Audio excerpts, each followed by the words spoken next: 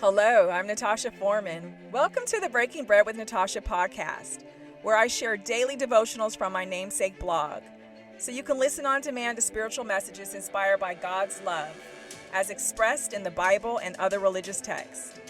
You can read along at breakingbreadwithnatasha.com or sit back and take in the Word.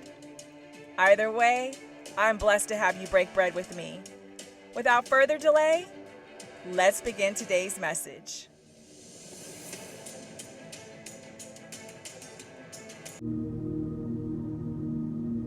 Welcome, Breaking Bread family. This is Natasha Foreman. Thank you so much for joining me today. We're going to focus on the book of Ecclesiastes, chapter 7, and verses 8, 9, and 14. And the translation that I'm reading says, "The end of a matter is better than its beginning, and patience is better than pride. Do not be quickly provoked in your spirit, for anger resides in the lap of fools. When times are good, be happy, but when times are bad, consider this. God has made the one as well as the other. Therefore, no one can discover anything about their future."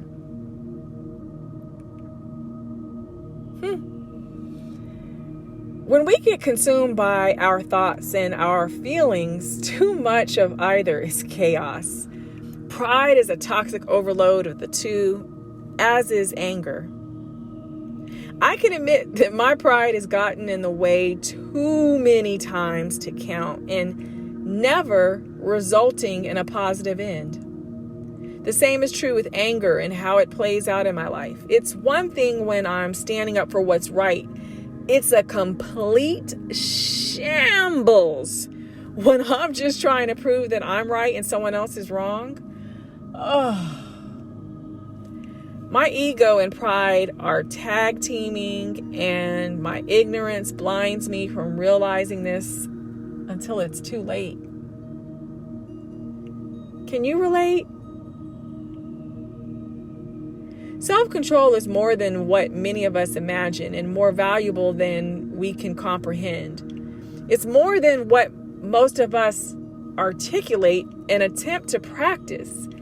If we truly understood the why behind controlling self and didn't see it as suppression of self, we would be more apt at doing so with great success. Instead, we overthink, and then our feelings flood in. Then that's a wrap.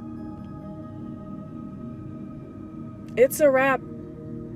Drama's taken over, and both reason and logic take a seat in the nosebleed section. We say it, but do we truly understand that we are energy? How that energy is used and expressed can be beautiful or devastating. We also need to understand that thoughts manifest into things. We need to learn how to manage our energy, which better manages us and helps us to navigate through this big, bold world. When we control ourselves, then no one else can. When we control our energy, then no one has the power to use, manipulate, or deplete it. When we control our thoughts, then we dictate what comes in and takes shape, as well as what goes out.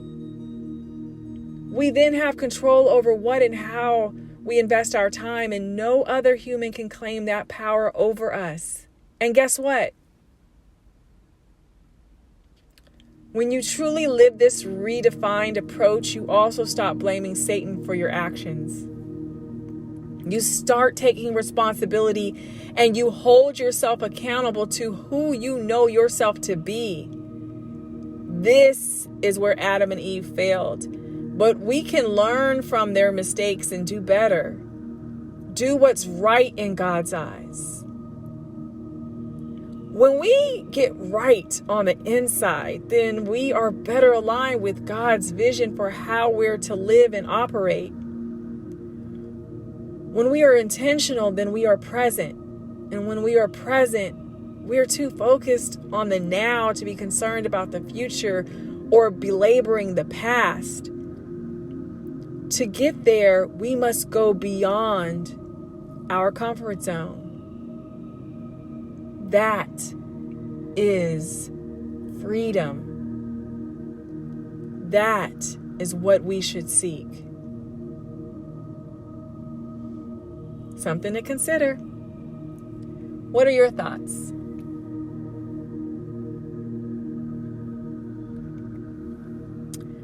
Please join me in a moment of prayer. And I'm feeling it today. Oh, my heart is full. Father, I thank you for the gift of patience. The patience to wait and see past perceived limitations. The patience to endure life's trials and tribulations and appreciate the lessons that come.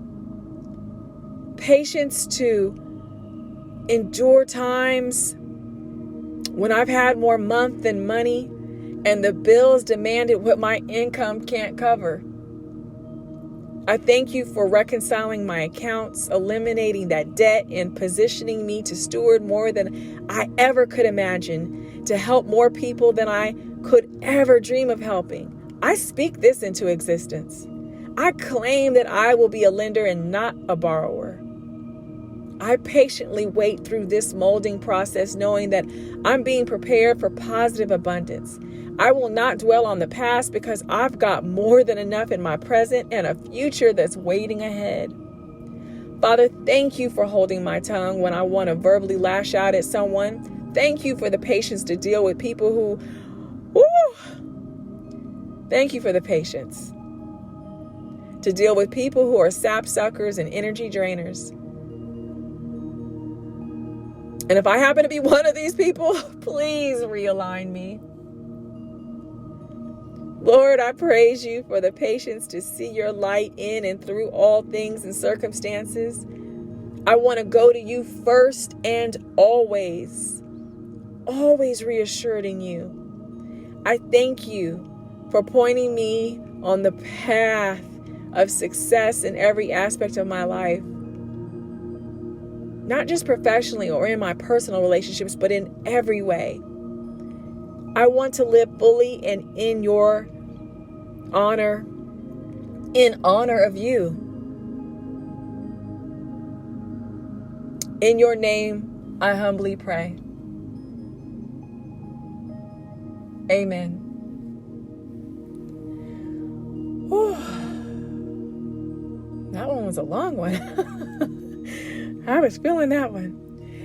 With that, family, I pray that you are blessed, that you see and embrace your blessings, and that you are a blessing to others. Take care. I love you all. Hi, family. If what I shared in today's message resonates with you, I hope you will share it with others.